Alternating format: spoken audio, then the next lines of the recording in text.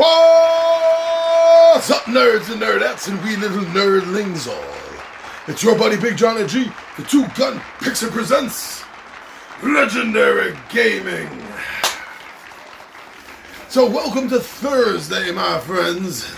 We do a video drop every day of the week, as most of you know by now. And anyone that's new here, thanks for stopping by and checking us out. I hope you enjoy what you see. And if you do, please remember to hit that subscribe button. Yeah, that'd be very cool if you did that. And we're also on Facebook and Instagram and Twitter, so feel free to go see what we're doing over there. But as of right here, what are we doing right here, my friends? We are here to learn how to play by Osprey Games and Martin Wallace. Judge Dredd, Helter Skelter. Now this uses the same rules, updated and tweaked where need to be for Judge Dredd, but it uses the same rules as the widely popular Wildlands, also by Osprey Games and Martin Wallace, which is why it even has the tag right up there at the top to make sure you know that this is Wildlands. And there's also a conversion, so you can play the different ones in different games. You could play Judge Dredd in a fantasy world, or one of the fantasy ones like the Undead in Judge Dredd. I'm kind of hoping to see one of the expansions has Judge Death myself. But that's neither here nor there, my friends. We are here to learn how to play Helter Skelter. So let's start with the setup. I'll see you all down at the table. Sorry to disappoint you. Huh? You triggered my trap card!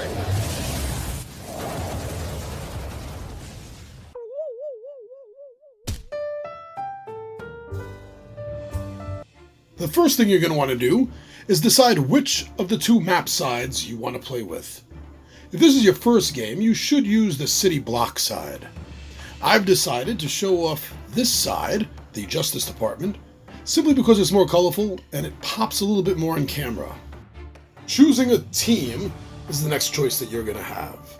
So you're going to pick one of the 4 available teams from the core set, such as the Judges, and you're going to take all 5 of the cards, and you're going to place them down in your play area. And you're going to line them up so that the background pictures will all align up, like so. Take the matching minis from the card of the team you just chose. And you're going to have to pick a color that is going to represent your team and attach the base of that color to those figures. Don't forget to grab the team card appropriate for the team that you have chosen. Grab your 2 double-sided reference cards to make sure you have all the information you're going to need on hand.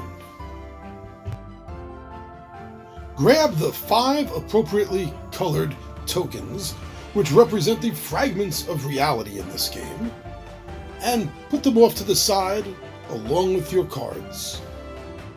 Add health cubes to each of your character cards, and you're going to determine the number of cubes by the number in the top right-hand corner of each team member card.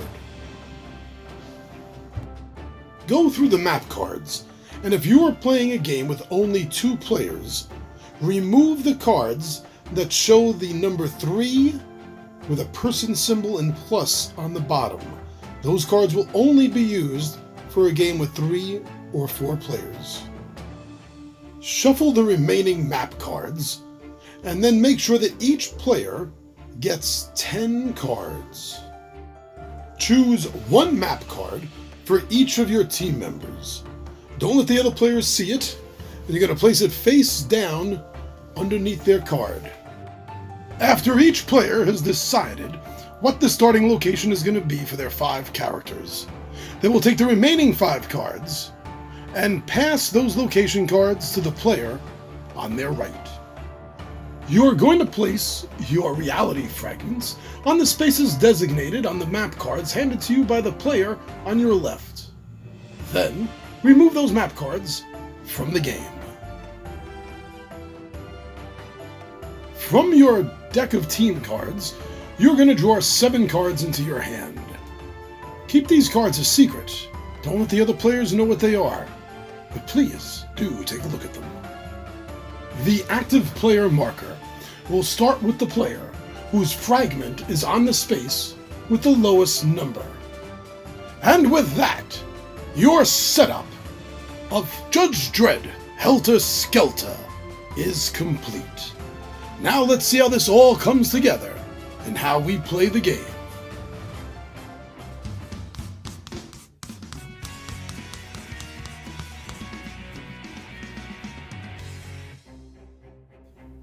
Now the first thing on your turn, if all of your troops, all of your characters have not been deployed, then you will deploy one. Let's say you wanted to deploy Judge Dredd. Simply reveal his number that you have chosen in the setup, which puts it at number 8, which means he will be starting all the way over here. After deploying, this card will be removed from the game. The second part of your turn, you can deploy a character, or you can take an action. So let's say you wanted to get Mean Machine out there, so you decide to deploy another character. Deploying him to 26. And 26 is going to be all the way up here. He's got some high ground, indicated by the arrows. The other thing you can do is you can take an action. So let's say that Strontium Dog and Mean Machine ended up in the same area 18. Mean Machine could play an action, such as this. Now, each of the character cards in the top right-hand corner has their symbol in it. In this case, for Mean Machine, it is a picture of his face. Right there, top left corner. So your team action cards all have symbols saying what they can do if they are played for which character. This one here in particular has the highlight of Mean Machine. And it also has next to that the symbol of Smash. Smash means that one enemy on your space will take 2 damage unless they can block it. Now, also on a note, on the very bottom, that is a symbol that can be used by anybody, and they differ on each card, and some of them do not have it. In this particular case, that card denotes that any of the Judge Dredd characters can use that card, spend it, discard it, in order to gain cover, which will help them to avoid all damage from snipe and shotgun attacks. You can repeat this second part practically as many times as you need or want. Obviously, as long as you have characters to deploy or action cards that you can play, then you can just keep playing them. After that, you declare your end of turn. Close out your turn. You will draw cards and pass the active player marker to your left. You will draw cards until you have a maximum of 7 in your hand, or you have drawn 3 cards. You will not draw more than 3 cards.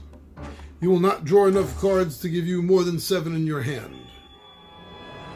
Now, some of the actions that you can take in the game during your turn is move. Like, let's say I wanted to move Judge Anderson from space 13 over here to space 14.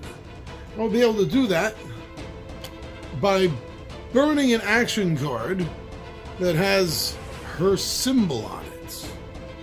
Now, if I had wanted to, I could now drop 3 cards in order to pick up this fragment from my side. And the other thing that you can do as an action, if you have 2 cards with that particular character's symbol on it, such as these 2, then you can climb. And that's what this arrow here is indicating, that you need to climb up and over into this space. So that would require 2 cards of your character's type.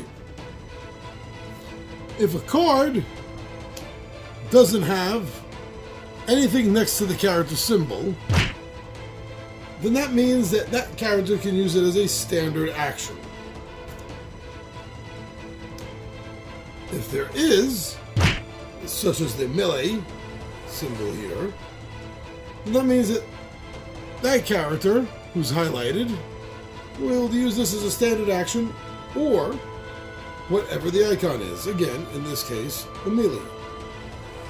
And everyone is always able to use the wild one. In this case, that would be cover.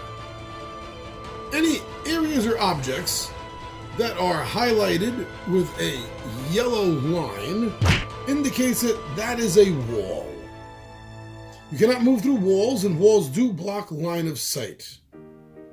You will find that some areas of the board are highlighted by a number in a black circle with a red outline, as opposed to the blue with a white outline.